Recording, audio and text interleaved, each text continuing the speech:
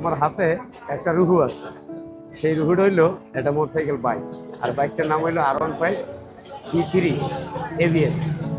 এই বাইকটা এক ভদ্রলোক সেকেন্ড হ্যান্ড নিচ্ছে, আর নেওয়ার পরে এই বাইকটা যখন গাড়ি ব্রেক করে একটু জোরে ব্রেক করে, আর ব্রেক না আর কি, উঁচা ঠালায় গেলেই পায়ে মোবিল। তো বিভিন্ন জায়গায় দেখাইছে, ছড়ে বলতেছে, বিভিন্ন জায়গায় দেখাইছে, দেখানোর পরে এই রোগ আর কেউ খুঁজে পাচ্ছে না যে আসলে একটু জোরে জাকি খেলে পায়ে মোবিল আসে করছে। শর্টকাটে অনেকে ভাবে যে হেড সিলটা গেছে গা, যেমন হেড সিল কোনটাতে বলে, R15 হেড সিল বলে এটাকে। অবশ্যই হেড সিলে অনেক আঠা দেওয়া, তবে হেড সিল দিয়ে অয়েলটা গামে না। তাহলে কোথা দিয়ে গামছে, কোথা থেকে গামছে? তো আমরা আমাদের কাছে অনেকদিন যাবত কাজ করা, যেহেতু সেকেন্ড হ্যান্ড নিতে তো একটা চেক আপের একটা ব্যাপার আছে। তো আমাদের মতো আমরা চেক আপ দিলাম। চেক আপ দেওয়ার পরে দেখলাম, দেখেন এই বাইকটা অ্যাক্সিডেন্ট করে পুরো হেডটা বাদ হয়ে গেছে, এই পাশেও জ্বালাই দিচ্ছে, এই পাশেও জ্বালাই দিচ্ছে। আর একটা রেসিং বাইক এভাবে জ্বালাই দিলে চলে কিনা সেটা আপনাদের কাছে প্রশ্নটা রয়েছে। তো আমরা বাইকটা যখন চেক আপ করলাম, চেক আপের পরে আইডেন্টিফাই করলাম যা হেডটা টোটালি বাদ। আর হেডের ভিতরের অংশটা আমরা দেখাবো কিছুক্ষণ পরে, হেডটা যখন আউট করবো। তো আইডেন্টিফাই করার পর আমরা হেডটা আমাদের পাঁচ শপ থেকে নিলাম, নেওয়ার পরে হেডটা কাস্টমার দেখলো যে ভাই এই জিনিসটা আমার বাদ হয়ে গেল। তো তখন আমরা বললাম হ্যাঁ অবশ্যই এটা বাদ হয়ে গেছে। তখন আইডেন্টিফাই করার পর এই যে আমরা এখন হেডটা চেঞ্জ করে দিব, এই R15 B3। তো যারা সেকেন্ড হ্যান্ড বাইক নেবেন অবশ্যই কেয়ারফুল থাকবেন। আর যারা এইসব বাইক কিনবেন তারা কিছু পার্টসের ধারণা নেবেন যে অ্যাক্সিডেন্ট করলে কীরকম পার্টসগুলো যাইতে পারে, আর সেকেন্ড হ্যান্ড বাইক কিনলেও কীরকম পার্টস গেলে কীরকম আমার বাজেট রাখতে হবে। যেমনটা বলতেছিলাম যে R15 B3 হেড, এটা আনবক্স করবো। এটা হলো B3 হেড, আমার হাতে ময়লা, তো আমরা আবার এটা ওয়াশ করবো।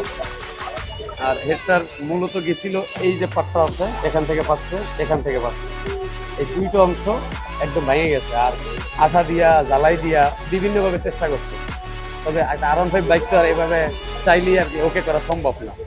তো আমাদের কাছে আসার পরে যখন এটা দেখাইলো তখন আমরা এটা সাজেস্ট করলাম, কাস্টমারের প্রবলেম সলভ দেওয়ার কথা।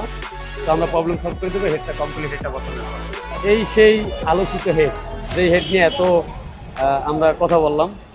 এই যে এবার দেখান যাবে যেটা কোনখান থেকে ভাঙছিল, এখান থেকে ভাঙছিল, এখান থেকে ভাঙছিল, এখান থেকে ভাঙছিল। তো ওয়াটার পাম্পের পানিও থাকে না, যার জন্য পানি থাকে না কেন, এই যে জায়গাটা যে টেকনিশিয়ান আর কি অ্যাডজাস্ট করছে, অ্যালাইনমেন্টটা পারফেক্ট হয় না, যার জন্য কুলেন্ট পানিও পড়ে যেত। পাশাপাশি রেডিয়েটরের অবস্থা খুবই বাজে।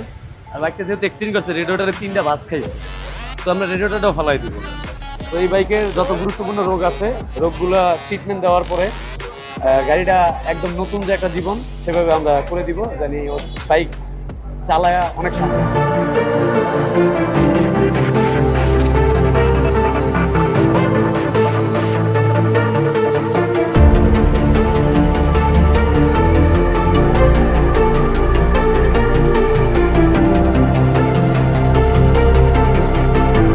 একটা হেডের ভিতরে অনেকগুলো পার্টস থাকে, তার ভিতরে উল্লেখযোগ্য হইল গিয়া সর্বপ্রথম যে জিনিসটা ছাড়া বাইকে চলবে না, বেল্ট। আর বেল্টটা মোবিল যাতে লিক না করে তার জন্য আর একটা জিনিস আছে, যেটা হলো বেল্ট সিল। আমরা প্রতিটা অংশই দেখাবো যে যে জিনিসগুলো চেঞ্জ হয় মনে করে পড়তে। তো বেল্টের সাথে বেল্টের স্প্রিং আছে, লকের ক্যাপ আছে, লক আছে, এরকম বহুতগুলো পার্টস আছে। উল্লেখযোগ্য যে পার্টসগুলো আছে, 8 নম্বর টিটা লক, উল্লেখযোগ্য যে পার্টসগুলো আছে এর ভিতরে ক্যাম থাকে, ক্যামের বেয়ারিং থাকে, ক্যাম থাকে 1 পিস, বেয়ারিং থাকে 2 পিস। আর রোকার যেহেতু R15 বেরি, সব গাড়ির 2টা, এই গাড়ি হলো 3টা রোকার, R15 3টা। তারপরে টেপিট নাট আছে, এরকম উল্লেখযোগ্য বহুত জিনিস আছে যেগুলা নাম বলে চেনা যাবে।